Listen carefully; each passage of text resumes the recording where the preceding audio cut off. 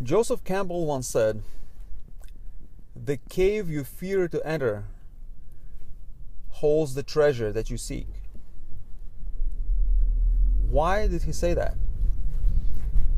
Well, it would be a lengthy conversation to find out what exactly he meant. But in this video, in this short video, I would like to offer you a clue as to how to discover that cave which you fear to enter and which holds the treasure that you seek. And once you discover it, how to gradually, or perhaps not so gradually, enter that cave. Your psychophysiology is your guide to that sacred place. Sacred for you. Why? Because that is the place where work is bliss, where life is totally different, when you're doing what you know you were supposed to be doing in your life in the first place. Or it is an endeavor that has evolved together with you, and now you're ready to enter it. Or you have evolved towards it, and now you're ready to enter it. So how come your physiology, your psychophysiology, I should say, is your guide towards that cave? Well, why psychophysiology? Well, psychophysiology consists of two parts: the psychology and the physiology, meaning the inner, the world of the inner, and the physiology, basically the body and the entire neurology, the entire body, the entire physicality of you and me. In terms of psychology, it may be apparent. It may be apparent. It may be quite obvious to you why it is that your inner world is a guide to that cave, because after all, that's where it all is. After all, your ultimate purpose, whatever it may be, is lodged somewhere deep in there. It's somewhere between your subconscious mind and your ability to connect with the rest of the universe, kind of. And I don't want to. I'm not being like woo-woo here. This is not. It may sound metaphysical, but these things are 100% real. In a future video, I will make a video in the nearest future on my journey of self-healing, and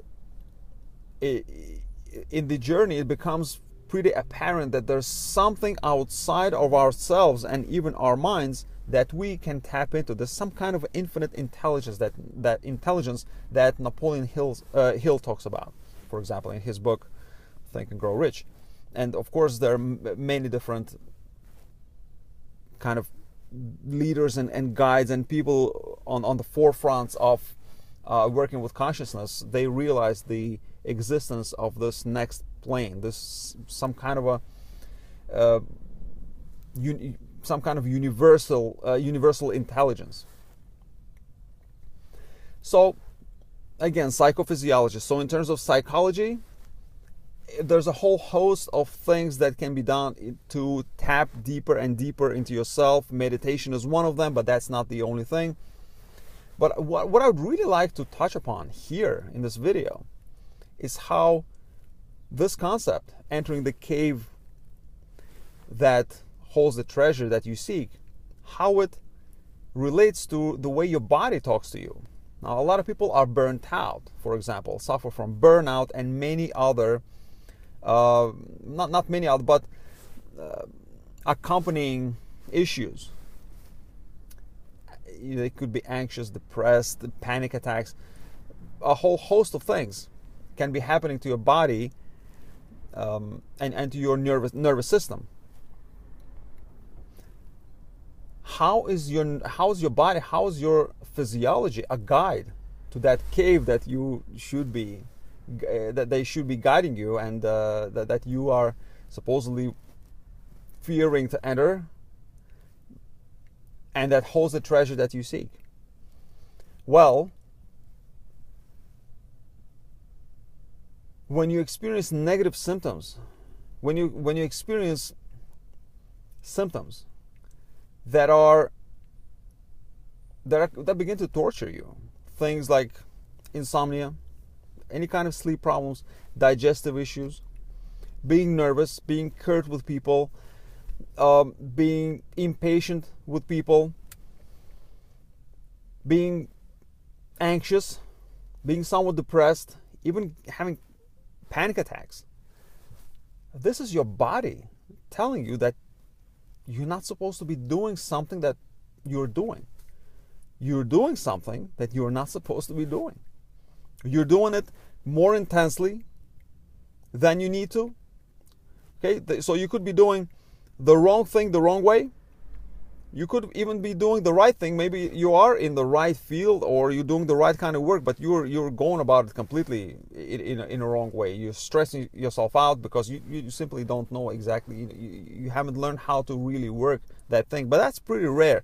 If you are in the work that you love to do, you're not going to have. It's very rare to do it in such a wrong way that you would get anxious or depressed, unless you really, what the problem is that you have worked yourself to have death.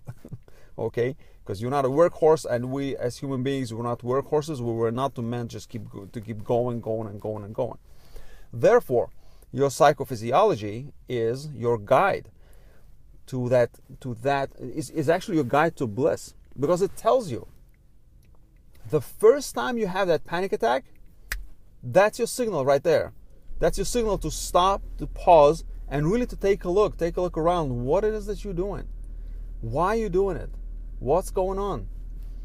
Should you switch to something else? Should you consider doing things in a better way?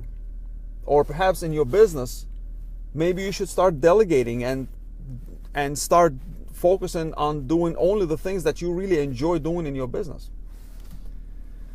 This is why your psychophysiology holds a lot of clues. It actually guides you, almost like when an insect runs, you can actually direct it using a little matchbox, or using a little little object that it bounces off of, and it just keeps going. That little object that it bounces off of, that's your psychophysiology. Those are the symptoms. Once you have a symptom, find a way to eliminate it, dissolve it, and try to dissolve it as soon as possible. Of course, we entrepreneurs, the way we are is we just keep going until it's too late, and we are just totally now burnt out. Therefore, pay attention to your body, pay attention to what your body says, pay attention to what your inner feelings say, your inner voice.